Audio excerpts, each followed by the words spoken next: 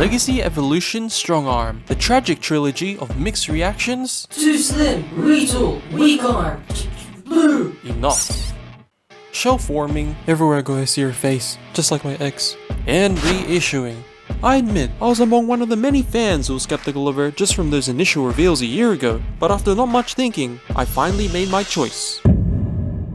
Does she deserve a second chance at freedom? Or does she deserve to warm on those cursed shells forever? Hey, this is Bleed Toys for another totally normal review, the normal part I can't promise you. And today we're taking a look at Legacy Evolution STRONGARM. And right off the bat, this is actually kind of a mixed bag, as many fans, including myself, question if the Elita-1 mold was the right choice for this character. More on that later. Especially when we've been waiting 8 years since the last STRONGARM Generations figure, and being one of the more popular characters in recent Transformers media, you'd think that she deserves her own mold at this point. But to be fair, it's a huge improvement. Like, damn.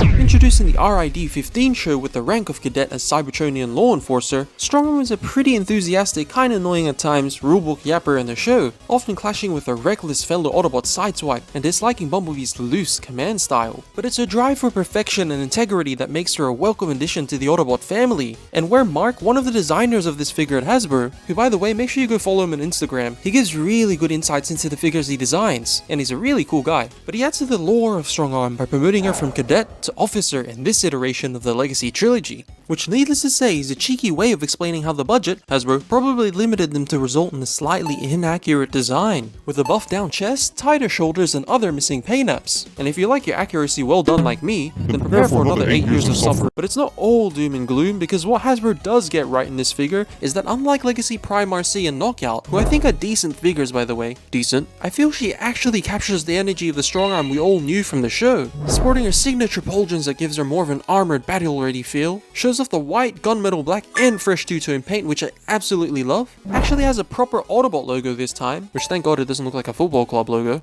and they've slapped that expressive face treatment with a fiery downturned crown and eyes, because we all love it when robots don't look dead. Don't sue me. But there's one thing that's got everyone running. Retool. Now the crime isn't the fact that the waist down is pretty much almost the exact same as Elita-1, but the real crime is the fact that the shoulder and back kibble are absolutely obsessed with kissing each other when posing. Now don't get me wrong, this isn't The Bachelor. Even with the added swivels that excuses itself out of the way for clearance, I find myself clashing with the kibble anyways as it just feels really fiddly in hand, doesn't maximize the shoulder movement, where also moving it up annoyingly gives her a concussion. Weak head. Enough. And to add to the list of victims of retool suffocation, the slightly bigger backpack compared to Elita-1, which I appreciate that they've thrown in some extra double swivel door wings to try and mimic her look from the show. Tried. Points for trying though. So similar to Elita-1's posing style, it's good to have the option of lifting the backpack to make her easier to pose.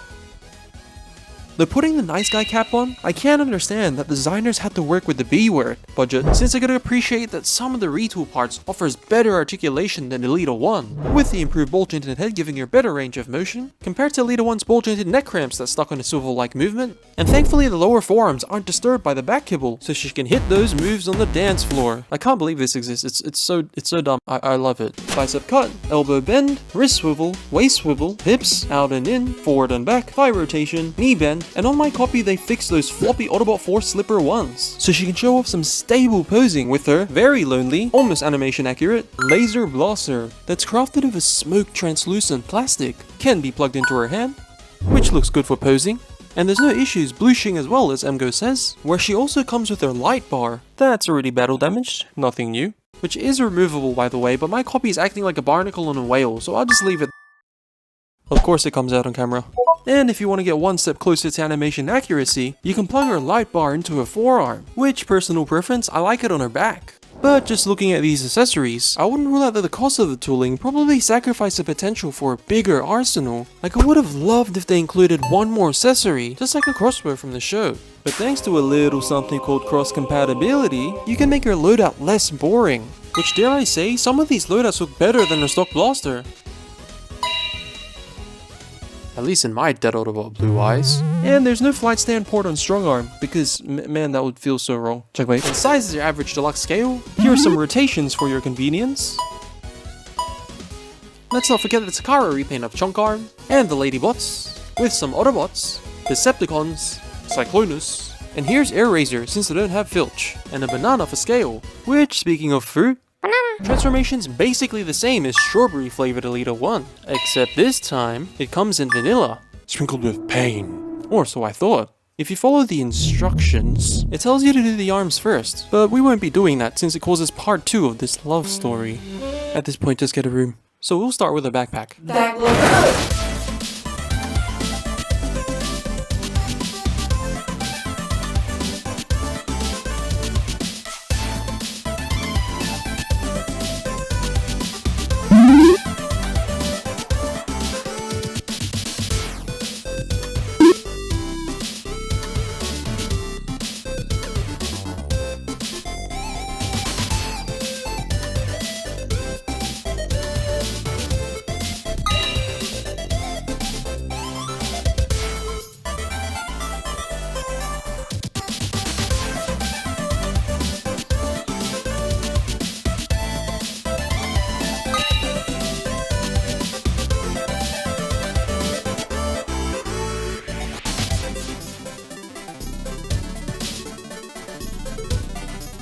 So glad I got rid of those instructions. And here she is in police SUV mode. Now to be honest, I didn't like the transformation at first, but after finding ways to get around the kibble clashing, it's not so bad after all. The animated chibi blockiness of her design is cute. How the seating area sinks into the body of the car is nice. Where they've made the windows of a durable tinted clear plastic, which is painted white by the way, that thankfully doesn't seem to chip or stress easy. Not to mention that screen accuracy is pretty close, but she's missing the Autobot logo on the grille, which fair enough because she's a robot in disguise.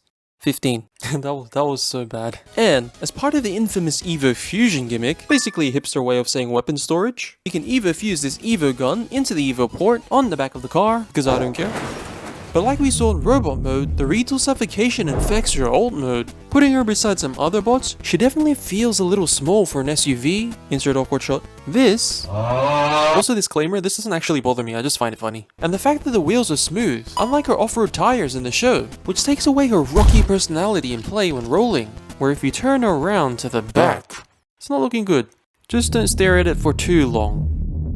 Damn it, Hasbro. I mean, it is Blush compatible, which helps the look, but it's not like I'm gonna leave those on forever. And for some final size comparisons, with some Autobots, Shadow Striker, Clampdown, and rotations of Elita-1.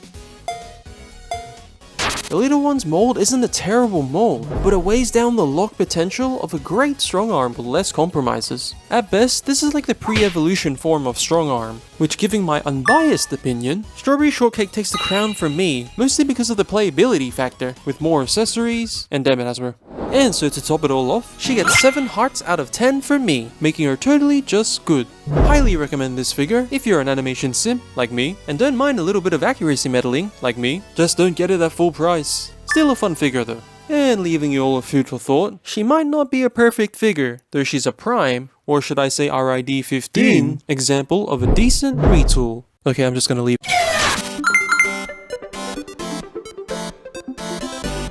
Oh yeah, one more thing. So I made an intro continuing on from the Scorponok review, and I didn't know where to put it, so here it is. Enjoy!